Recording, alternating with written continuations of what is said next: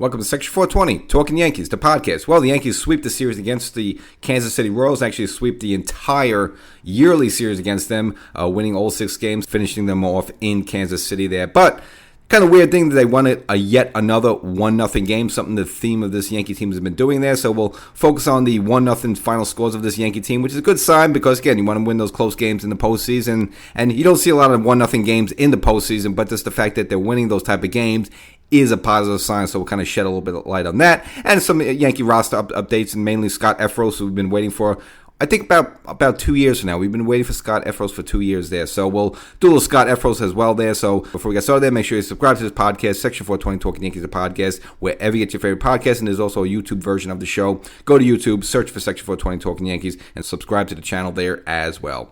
So the Yankees finish off the Kansas City Royals, winning all 6 games this season.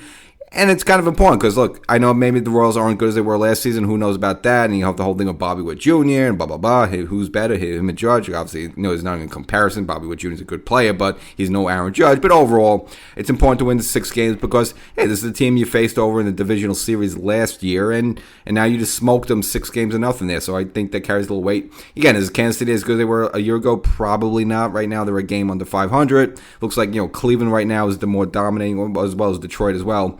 Some of the more dominating teams you'll see in the Central there, but nevertheless, again, as someone you face in the playoffs there, just kind of smoke them out there in 6th game. Didn't carry some weight there.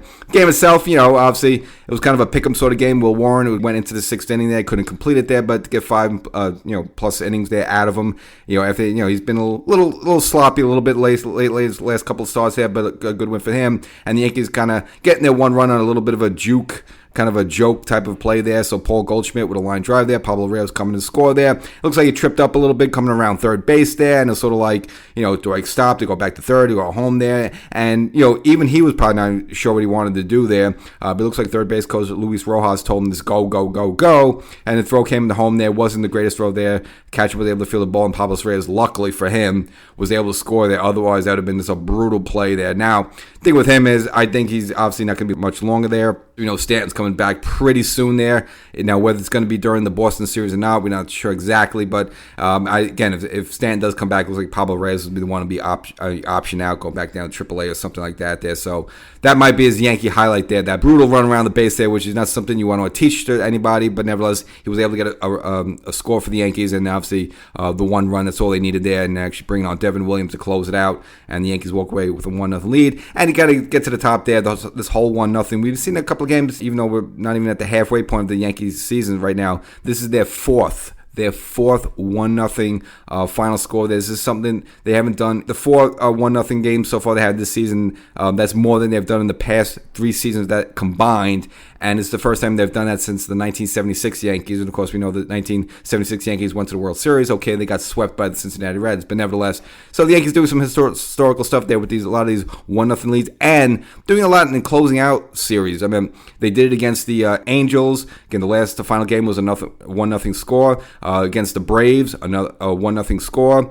Just against this Kansas City Royals, a 1-0 score. So they've been kind of doing this a lot. It's sort of like their mantra. When they close out these series, they do it with a 1-0 final score. Now, could that just be numbers and coincidences, casual stuff? We don't know that. But then, nevertheless, so far, 2025, they seem to be, masterful of closing out these 1-0 final scores there. And again, another important piece I mentioned at the top there as well, Scott Efros finally rejoining the team. Again, someone the Yankees traded for back in 2022. A bit of a sidewinder there from the Cubs, and a brief stint with the Yankees there. He was doing well. Again, he's a guy, obviously, you wanted him to face righties there. He kind of comes, herky-jerky, sidearm, sort of like a Tim Hill, but from the right-handed side there. So that's what you'd like to see from him. But unfortunately, got hurt with the Yankees, needed Tommy John surgery.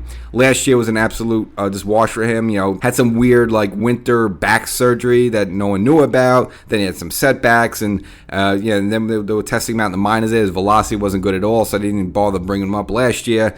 This year, starts spring training day, he throws one pitch, hurts his hamstring a little bit, and then obviously he has some setbacks, but finally, able to rejoin the Yankees after all this time. Again, we've been waiting for this guy for 2 years, so good army throw in the mix there. Late in guy, high leverage type of guy. He could handle that stuff, late in the games there. So just another weapon for the Yankees as they still wait for Luke Weaver to work his way back. And staying on the pitching front there, Marcus Stroman looks like he's going to begin a rehab assignment as well. Kind of covered it in the most recent YouTube episode, but again, the Yankee plan for him is to build him up as a starter. So I know there's all this hubbub back and forth about him be in the pen. He didn't want to be in the pen, and he wanted to be the starter there, but then he gets hurt, so it kind of takes him out of the equation there. But whatever the plans are for the Yankees with him, looks like they want to build him up, be a starter there. So that's the plan for him. So that's the episode. So Giancarlo Stanton should be back soon there, sweeping the Royals there, taking all 6 games of the series there, and mastering the 1-0 final score. We'll catch you next time.